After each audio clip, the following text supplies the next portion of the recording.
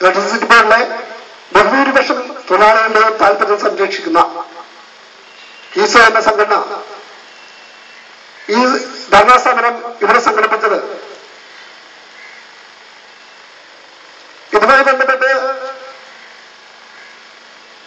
Deputy chief engineer കാണുകയും ഈ സ്ഥലമാറ്റ നടപടികൾ ഉണ്ടാകാൻ പോകുന്നു എന്നറിഞ്ഞപ്പോൾ അതൊരിക്കലും ഞങ്ങൾ എതിരല്ലെന്നും മറിച്ച് കേരളത്തിലെ ഇലക്ട്രിസിറ്റി ബോർഡിൽ ഒരു നിയമം നടപ്പിലാക്കുമ്പോൾ അത് മുഴുവൻ ജീവനക്കാരെയും ഉൾപ്പെടുത്തിക്കൊണ്ട് മാത്രമായിരിക്കണം എന്ന് ഞങ്ങൾ ആവശ്യപ്പെടുകയുണ്ടായി, സൂചിപ്പിക്കുകയുണ്ടായി. അനുഭാവപൂർവ്വം അത് പരിഗണിക്കാം എന്ന് പറഞ്ഞു വരികെ ഒരു സുപ്രഭാതത്തിൽ മട്ടാഞ്ചേരിയിൽ നമ്മുടെ ബഹുമാനപ്പെട്ട എക്സിക്യൂട്ടീവ് എഞ്ചിനീയർ അത്തരം നിർദ്ദേശങ്ങളോ അഭിപ്രായങ്ങളോ ഒന്നും മാനിക്കാതെ ധിക്കാരപൂർവ്വം ഫീൽഡിലെ ജീവനക്കാരെ സ്ഥലം മാറ്റുകയാണ് ഉണ്ടായത്. ഞങ്ങൾക്കൊന്നേ പറയാനുള്ളൂ, സ്ഥലം മാറ്റത്തിന് ഞങ്ങൾ എതിരല്ല. ഒരു മാനദണ്ഡം വെച്ച് കഴിഞ്ഞാൽ അത് മുഴുവൻ ജീവനക്കാരെയും ഉൾപ്പെടുത്തിക്കൊണ്ടായിരിക്കണം. ബോർഡിൽ നിലനിർത്തുന്ന 80% വരുന്ന പാവം തൊഴിലാളികളെ മാത്രം ഇങ്ങനെ പങ്കുവെക്കുന്ന നടപടി ഒരിക്കലും ഞങ്ങൾ അനുവദിക്കില്ല. അത് എന്തുവില വരുത്തുന്നതെന്ന് മാത്രം പറഞ്ഞുകൊണ്ട് ഈ ധർണാ സമരം ഉദ്ഘാടനം ചെയ്യുന്നതിന് വേണ്ടി വടക്ക് മേഖലാ സെക്രട്ടറി ശ്രീ എ നാരായണൻ എംബ്രാജിയെ ക്ഷണിച്ചു.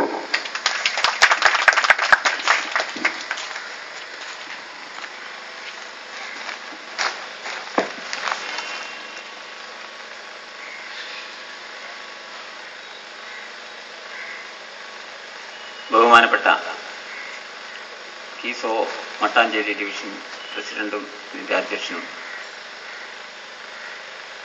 ആയ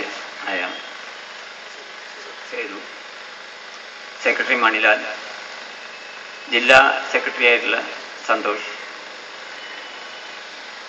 മറ്റ് സമര സഖാക്കളെ, പ്രിയപ്പെട്ട സഹപ്രവർത്തകരെ, Kerala electricity executive staff organisation രൂപം കൊണ്ട് ഏതാണ്ട് 2 വർഷം ആകുന്ന ഈ ഘട്ടത്തിൽ ഞാൻ ഈ ധർണാ സമരത്തെ അഭിസംബോധന ചെയ്യുമ്പോൾ കഴിഞ്ഞ കുറച്ച് കാലങ്ങളായി കീസോ കേരളത്തിലെ വൈദ്യുതി മേഖലയിൽ നടത്തി വന്നിട്ടുള്ള സംഘടനാ പ്രവർത്തനങ്ങളുടെ ഒരു ചെറിയ ചിത്രം ഇവിടെ അവതരിപ്പിക്കേണ്ടതായിട്ടുണ്ട്. ഈ സംഘടന രൂപം കൊണ്ടതും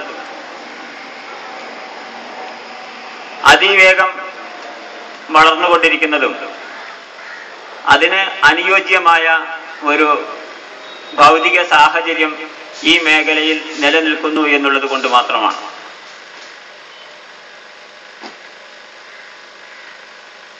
വളരെ കേമന്മാരായ, വളരെ ശക്തരായ, സംഘബലത്തിന്റെ കാര്യത്തിൽ അജയ്യരെന്ന് അവർ സ്വയം വിശ്വസിക്കുന്ന ഒരുപാട് സംഘടനകളുടെ വിളഭൂമിയാണ് കേരളത്തിലെ ഇലക്ട്രിസിറ്റി മേഖല. ആ വലിയൊരു സാഹചര്യം മുതലെടുത്തുകൊണ്ട് ഏതാണ്ട് 25,000-നും 30,000-നും ഇടയിലുള്ള മനുഷ്യരുടെ ഹിതങ്ങളെയും അഹിതങ്ങളെയും വിൽപ്പന ചരക്കാക്കിക്കൊണ്ട് തടിച്ചു കൊഴുക്കുന്ന നിരവധി പ്രസ്ഥാനങ്ങൾ ഇലക്ട്രിസിറ്റി മേഖലയിൽ നാം കാണുന്നുണ്ട്. അതിൽ ഏറ്റവും കൂടുതൽ ചൂഷണം ചെയ്യപ്പെട്ടുകൊണ്ടിരുന്ന കേരള സ്റ്റേറ്റ് ഇലക്ട്രിസിറ്റി ബോർഡിലെ ചോരയും നീരും നൽകി അതിനെ തീറ്റിപ്പോറ്റിയിരുന്ന ഒരു വിഭാഗത്തിന്റെ താല്പര്യങ്ങൾ നിഷ്കരുണം ചവിട്ടി മെതിക്കപ്പെടുന്നത് കണ്ടുകൊണ്ടാണ് ഈ മേഖലയിലെ കീസോയുടെ പ്രവർത്തകർ ഉണർന്നെഴുന്നേറ്റത്.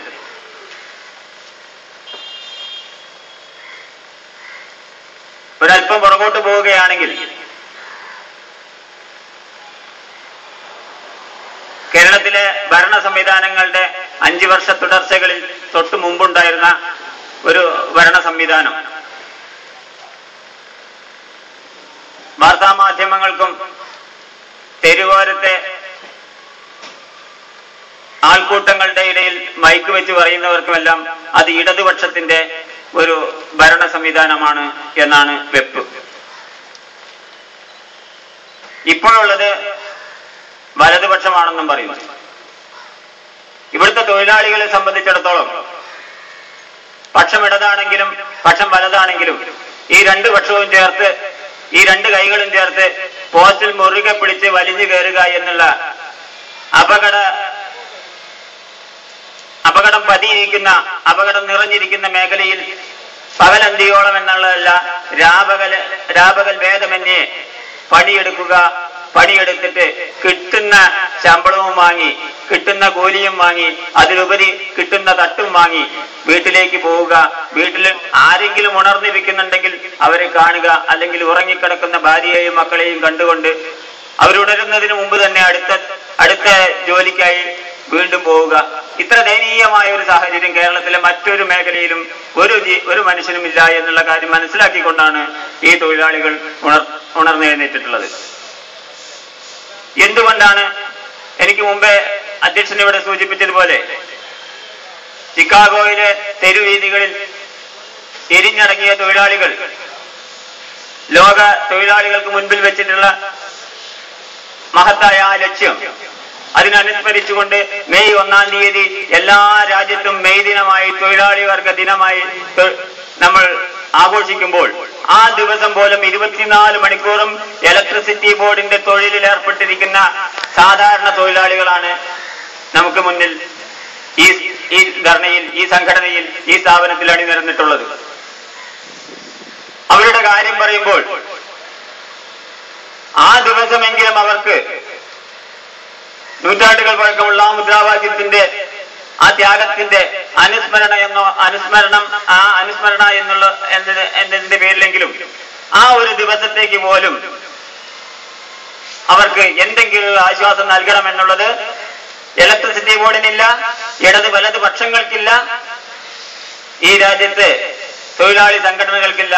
അവരത് കണ്ടിട്ടില്ല, അവരത് കേട്ടിട്ടില്ല. എന്തുകൊണ്ട് കണ്ടില്ല? എന്തുകൊണ്ട് കേട്ടില്ല? ഈ രാജ്യം ഒട്ടനവധി മാറ്റങ്ങൾക്ക് ശേഷമാണ് ഇന്നത്തെ രൂപത്തിലെത്തിയിട്ടുള്ളത്. വലിയൊരു ഘടനാപരമായ വലിയൊരു മാറ്റം ഫ്യൂഡലിസത്തിൽ നിന്നുള്ള മാറ്റമായിരുന്നു. ഈ ഫ്യൂഡലിസത്തിന്റെ കാലഘട്ടത്തിൽ, ഈ രാജ്യത്ത് നിലനിന്നിരുന്ന ശക്തമായ ഫ്യൂഡലിസ്റ്റ് വ്യവസ്ഥയുടെ കാലഘട്ടത്തിൽ ഭൂപ്രഭുക്കന്മാരും അവരുടെ കിങ്കരന്മാരുമാണ് ഒരു പക്ഷത്തിൽ നിലനിന്നിരുന്നത്. ഈ കിങ്കരന്മാരായിട്ടുള്ള ആൾക്കാരെ ഭൂപ്രഭുക്കന്മാരുടെ വിശ്വസ്തരായിരുന്നു.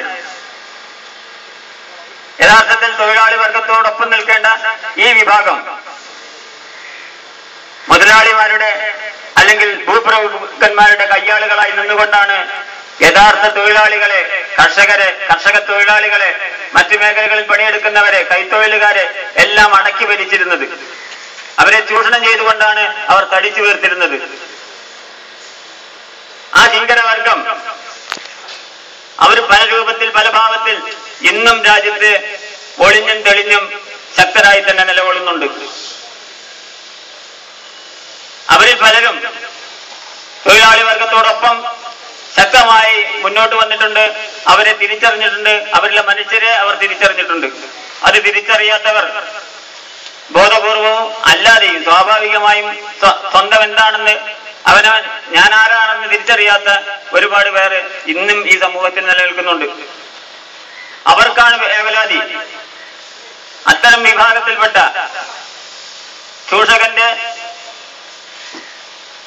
കൈകാര്യകർത്താക്കളായി നിൽക്കുന്നവർക്കാണ് ഈ സംഘടന, ഇതിന്റെ ഉൽപ്പത്തി കാറ്റഗറിയുടെ ഭാഗമാണ്, കാറ്റഗറി വാദത്തിന്റെ ഭാഗമാണ് എന്ന് ആവലാതിയും വേവലാതിയും കാണുന്നത്. ഞങ്ങളതിനെ അവഗണിക്കാൻ കാരണം, അതിനോട് ഞങ്ങൾക്ക് യാതൊരു വിധത്തിലുള്ള പരിഭ്രമമോ അത്തരം ഒരു ആക്ഷേപത്തിനെതിരെ ഞങ്ങൾക്ക് എന്തെങ്കിലും തരത്തിലുള്ള ഒരു ചാഞ്ചല്യമോ ഉണ്ടാകാതിരുന്നത് ചരിത്രം അറിയുന്നത് കൊണ്ടാണ്. ചരിത്രത്തിന്റെ താളുകൾ മറിച്ചു നോക്കുക. തൊഴിലാളി വർഗത്തിന്റെയും തൊഴിലാളി വർഗത്തിന്റെ ശക്തമായ പ്രക്ഷോഭ സമരങ്ങളുടെയും ഫലമായിട്ടാണ് രാജ്യത്ത് എല്ലാ മാറ്റങ്ങളും, ലോകത്തെല്ലാ മാറ്റങ്ങളും സംഭവിച്ചിട്ടുള്ളത്. ഇലക്ട്രിസിറ്റി ബോർഡിലെ വലിയൊരു മാറ്റത്തിന്റെ നാന്ദിയായി ഞങ്ങൾ ഈ സംഘടനയെ നിങ്ങൾക്ക് മുന്നിൽ അവതരിപ്പിക്കുകയാണ്, ഈ രാജ്യത്തിന് മുന്നിൽ അവതരിപ്പിക്കുകയാണ്. ഇലക്ട്രിസിറ്റി ബോർഡിലെ തൊഴിലാളികൾ ശക്തമായ പ്രക്ഷോഭ രംഗത്താണ്. എന്തിനെല്ലാം വേണ്ടിയാണ്, ഏത് ലക്ഷ്യത്തിന് വേണ്ടിയാണ് ഇലക്ട്രിസിറ്റി ബോർഡിലെ തൊഴിലാളികൾ ഈ പ്രക്ഷോഭ രംഗത്ത് ഇറങ്ങിയിട്ടുള്ളത്? ലക്ഷക്കണക്കിന് കോടി സമ്പത്തുള്ള ഇലക്ട്രിസിറ്റി ബോർഡിനെ കമ്പനിവൽക്കരിച്ചുകൊണ്ട് സ്വകാര്യവൽക്കരിക്കാനായി നീങ്ങുന്ന മാനേജ്മെന്റ് വിലാസം യൂണിയനുകളുടെയും തന്ത്രത്തിനെതിരായി, അവരെ കുടില തന്ത്രങ്ങൾക്കെതിരായി ഞങ്ങൾ പ്രക്ഷോഭ രംഗത്താണ്. ഞങ്ങളോട് ചോദിക്കുകയുണ്ടായി, നിങ്ങളെല്ലാം സമരം ചെയ്ത് ഈ കമ്പനിയെ, ഈ സ്ഥാപനത്തെ അങ്ങോട്ട് മുടിപ്പിക്കാൻ പോവുകയാണോ എന്നുള്ളത്. 1.5 വർഷമായിട്ട് അല്ലെങ്കിൽ 2 വർഷത്തിൽ താഴെ മാത്രമായിട്ടുള്ള ഞങ്ങളുടെ സംഘടനയാണോ ഈ സ്ഥാപനത്തിനെ ഈ ദുർഗതിയിലെത്തിച്ചത്? നശിച്ച് നാറാണക്കല്ലാകാൻ പോകുന്ന ഈ സ്ഥാപനത്തിന് എങ്ങനെയെങ്കിലും ഒരു താങ്ങ് കൊടുത്ത് സഹായിക്കാൻ കഴിയുമോ എന്ന് അവസാന ശ്വാസത്തിന് മുമ്പ് ഒരു തുള്ളി വെള്ളം കൊടുത്ത് ഇതിന് ജീവൻ നിലനിർത്താൻ കഴിയുമോ എന്ന് ശ്രമിച്ചതാണോ ഞങ്ങൾ ചെയ്യുന്ന തെറ്റ്? സ്വന്തം കസേരയിൽ നിന്ന് നിങ്ങൾ പുറത്തേക്ക് എഴുന്നേറ്റ് നോക്കുക, സ്വന്തം കസേരയിൽ, സ്വന്തം മാളത്തിൽ നിന്ന് പുറത്തേക്ക് തലയിട്ട് നോക്കുക. ഈ വിശാലമായ ലോകം നിങ്ങൾക്ക് കാണാൻ കഴിയും, ഇവിടെ പണിയെടുക്കുന്നവരെ കാണാൻ കഴിയും. ഈ സ്ഥാപനത്തിന് വേണ്ടി അഹോരാത്രം പണിയെടുക്കുന്ന തൊഴിലാളികളെ മറന്നുകൊണ്ടുള്ള തീരുമാനങ്ങൾ എടുക്കുമ്പോൾ നിങ്ങളൊന്ന് ആലോചിക്കുക. സ്വന്തം ശവക്കുഴിയാണ് നിങ്ങൾ തോണ്ടുന്നത്. ഈ സ്ഥാപനത്തിലെ തൊഴിലാളികളുടെ നിലനിൽപ്പ് എന്ന് പറയുന്നത് ഇവിടുത്തെ ലൈൻമാന്റെയും ഇവിടുത്തെ വർക്കറുടെയും ഇവിടുത്തെ ഓവർസിയറുടെയും ഇവിടുത്തെ സബ് എഞ്ചിനീയറുടെയും ജീവദാനത്തിന്റെ ഫലമാണ്. അവരുടെ രക്തം, അവരുടെ വിയർപ്പ്, ഇതിന്റെ വില കാണാതെ അവരൊന്നുമല്ല, അവര് തൃണവൽക്കരിക്കപ്പെടേണ്ടവരാണ് എന്നുള്ള ചിന്ത എവിടെ ഉത്ഭവിക്കുന്നുവോ അവിടെ ഞങ്ങളുടെ ശക്തമായ ഇടപെടലുകൾ ഉണ്ടാകും, ഇനിയും ഉണ്ടാകും. ഞങ്ങളുടെ ലക്ഷ്യത്തിൽ ഏറ്റവും പ്രധാനപ്പെട്ടത് അത് തന്നെയാണ്. ഇന്ന് ഈ ധർണയ്ക്ക് ആധാരമായി വന്നിട്ടുള്ള കാര്യം, മട്ടാഞ്ചേരി ഡിവിഷനിലെ എക്സിക്യൂട്ടീവ് എഞ്ചിനീയർ അദ്ദേഹം ഒരു ഉത്തരവിറക്കുകയാണ്. ഈ ഡിവിഷന് കീഴിലെ എക്സിക്യൂട്ടീവ് വിഭാഗം ജീവനക്കാരെയൊക്കെ 5 കൊല്ലം കഴിഞ്ഞാൽ ഒക്കെ ഒന്ന് ഇടത്തോട്ടും വലത്തോട്ടും മേപ്പോട്ടും കീഴ്പോട്ടും ഒക്കെ ഒന്ന് മാറ്റി പ്രതിഷ്ഠിക്കണം എന്നുള്ളത്. ഇതെന്തിനു വേണ്ടിയാണ്? ഒരു തീരുമാനമെടുക്കുന്നതിന് മുമ്പേ അദ്ദേഹം ഒരു മനുഷ്യനല്ലേ, അദ്ദേഹത്തെ ഉപദേശിക്കുന്ന മറ്റ് സംഘടനക്കാരും അവരൊക്കെ മനുഷ്യരല്ലേ. എന്തിനു വേണ്ടിയിട്ടാണിത്? ഇതിന് വിധേയരാകുന്നവരോട് നിങ്ങൾക്ക് വിശദീകരിക്കാൻ ഉത്തരവാദിത്തമില്ലേ? ഇതിന്റെ നേട്ടം എന്താണ്? ഉള്ളിലൊന്ന് വെച്ചുകൊണ്ട് നിങ്ങൾ പുറത്തേക്ക് മറ്റൊന്ന് പറയരുത്. നിങ്ങളുടെ മനസ്സിലുള്ളത് എന്താണെന്ന് തുറന്നു പറയുക, ഞങ്ങൾക്ക് മനസ്സിലാകും. ഈ സ്ഥാപനത്തിന്റെ പ്രവർത്തനം നല്ല രീതിയിൽ സുഗമമായി നടത്തുക എന്നുള്ളതാണോ നിങ്ങളുടെ ലക്ഷ്യം? അങ്ങനെയാണെങ്കിൽ അതിലേക്ക് ഇതിന്റെ സംഭാവന എന്താണ്? 5 വർഷം കൂടുമ്പോൾ ഈ ലൈൻമാനെയും വർക്കറെയും ഓവർസിയറെയും സബ് എഞ്ചിനീയറെയും എല്ലാം അവർ ജോലി ചെയ്യുന്ന സ്ഥലത്ത് നിന്ന് കുറച്ച് അങ്ങോട്ടോ ഇങ്ങോട്ടോ മാറ്റിയാൽ ഈ സ്ഥാപനത്തിന്റെ പ്രവർത്തനത്തിന് എന്ത് മെച്ചമുണ്ടാകും? ഇതിന്റെ ഉപഭോക്താക്കൾക്ക് എന്ത് മെച്ചമുണ്ടാകും? സാമ്പത്തികമോ മറ്റു തരത്തിലോ ആയിട്ടുള്ള എന്ത് നേട്ടം ഈ സ്ഥാപനത്തിനുണ്ടാകും? അത് വിശദീകരിക്കാൻ നിങ്ങൾക്ക് ഉത്തരവാദിത്തമുണ്ട്.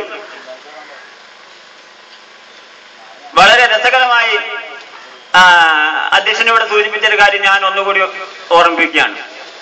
വൈദ്യുതി ബോർഡിന്റെ തിരുവനന്തപുരത്തുള്ള ഓഫീസിലേക്ക് ഈ സ്ഥാപനത്തിൽ ഒരു ജീവനക്കാരന്റെ തൊഴിൽ സമയം എത്രയാണ്? ജോലി സമയം എങ്ങനെയാണ്? അവൻ രാവിലെ വരണോ, ഉച്ചയ്ക്ക് വരണോ, വൈകുന്നേരം വരണോ? അവന് ഏതാണ് അവന്റെ ജോലി സമയം എങ്ങനെയാണ് നിശ്ചയിച്ചിട്ടുള്ളത് എന്ന് ചോദിക്കുമ്പോൾ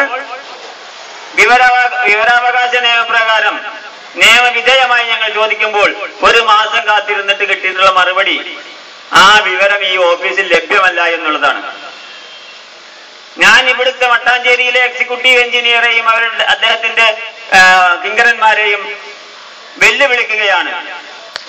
സ്ഥലം മാറ്റിയിട്ടുള്ള ജീവനക്കാരുടെ ജോലി സമയം അവര് ഏത് ഓഫീസിലേക്ക് മാറ്റിയാലും ഏത് ഓഫീസിൽ ചെന്നാലും അവര് എത്ര മണി മുതൽ എത്ര മണി വരെ ജോലി ചെയ്യണം എന്ന് വ്യക്തമാക്കുന്ന ഒരു രേഖ, സ്ഥാപനത്തിന്റെ ജീവാത്മാവും പരമാത്മാവുമാണ് ഈ തൊഴിലാളികൾ എന്ന ബോധം ഒരു ഭരണാധികാരിക്ക് വേണം.